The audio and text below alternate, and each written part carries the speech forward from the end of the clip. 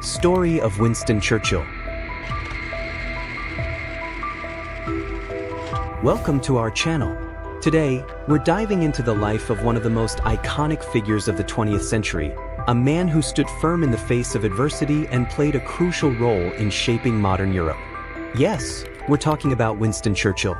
From his early life to his enduring legacy, this is the story of Winston Churchill. Childhood and early life.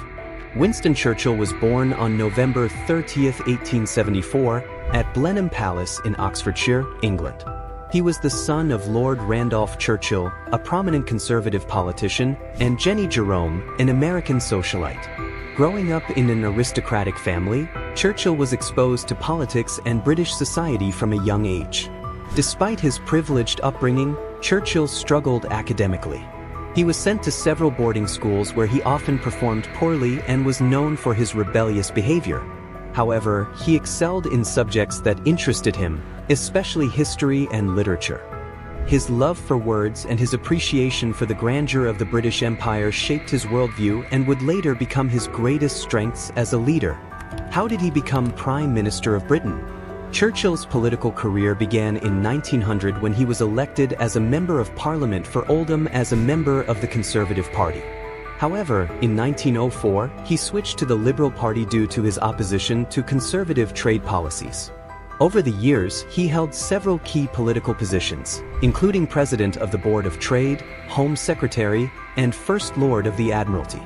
Despite his success, Churchill's career was marked by controversy, most notably the failed Gallipoli campaign during World War I, which led to his resignation from the Admiralty. Many thought his political career was over, but he persisted, eventually rejoining the Conservative Party in the 1920s and serving as Chancellor of the Exchequer. In the 1930s, Churchill became one of the most vocal critics of appeasement policies towards Nazi Germany. While many politicians preferred to avoid conflict, Churchill warned of the growing threat posed by Hitler. When World War II broke out in 1939, and appeasement had clearly failed, Britain turned to Churchill for leadership. On May 10, 1940, he was appointed Prime Minister, just as Nazi Germany was advancing across Europe. How did he save Europe from Germany? As Prime Minister during World War II, Churchill's leadership was crucial in uniting Britain and the Allied forces against Nazi Germany. At a time when much of Europe had fallen to the Nazis, Britain stood alone. Churchill's first task was to boost the morale of the British people, who were facing the threat of invasion. He did this through powerful and stirring speeches that became iconic. Phrases like, "We shall fight on the beaches," "their finest hour," and "never was so much owed by so many to so few" became synonymous with British resistance. Churchill understood that Britain could not defeat Germany alone, so he worked to build alliances, especially with the United States. His relationship with President Franklin D. Roosevelt was instrumental in securing American support through the Lend-Lease Act, which provided Britain with vital military supplies. This partnership was key in strengthening the Allied forces. Churchill also played a significant role in military strategy, including the planning of major operations such as the D-Day invasion in 1944, which marked the beginning of the liberation of Western Europe. His diplomatic skills, strategic vision, and unyielding resolve were essential in coordinating Allied efforts, leading to the eventual defeat of Nazi Germany in 1945. Challenges he faced in his career. Churchill's career was marked by both triumphs and setbacks. One of his earliest failures was his involvement in the Gallipoli campaign during World War I, a military operation that ended in disaster for the Allies and led to his resignation. This was a major blow to his reputation, and many believed his political career was finished. His decision to switch political parties twice, from conservative to liberal and back, also led to distrust among some of his colleagues. Churchill's outspoken views often put him at odds with the political establishment. For example, his opposition to Indian independence and his staunch support for maintaining the British Empire were controversial and drew criticism, especially in the post-war period when decolonization was gaining momentum. Churchill also faced personal challenges. He struggled with bouts of depression, which he referred to as his black dog. Despite these struggles, he remained resilient, showing an extraordinary ability to lead and inspire even in the darkest of times. When did he resign and how did he die? After leading Britain to victory in World War II, Churchill's popularity was at its peak. However, in the 1945 general election, the Conservative Party was defeated by the Labour Party, led by Clement Attlee. Although the loss was unexpected, Churchill accepted the result and became leader of the opposition.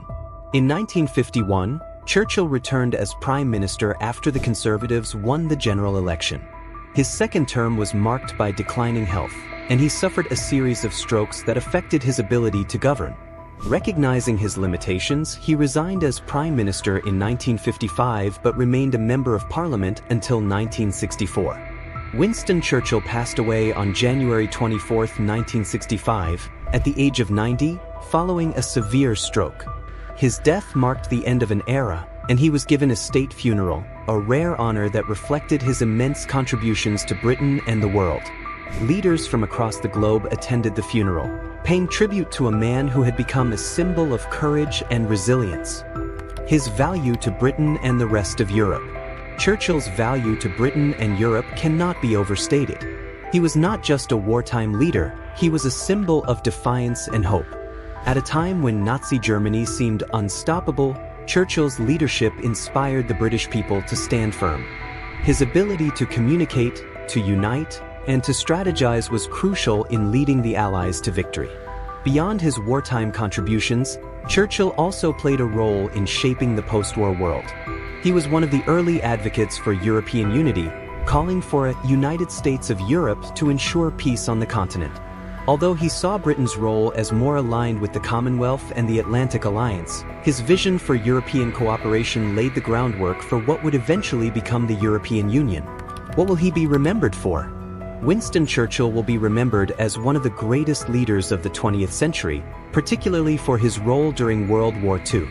His speeches, full of passion and eloquence, are still quoted and studied for their rhetorical power.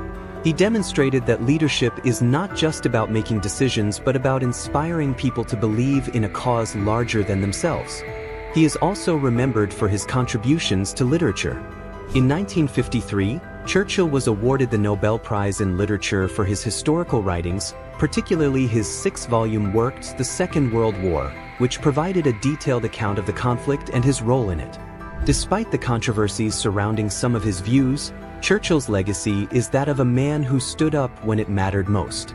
He embodied the spirit of resistance against tyranny and the belief in freedom and democracy.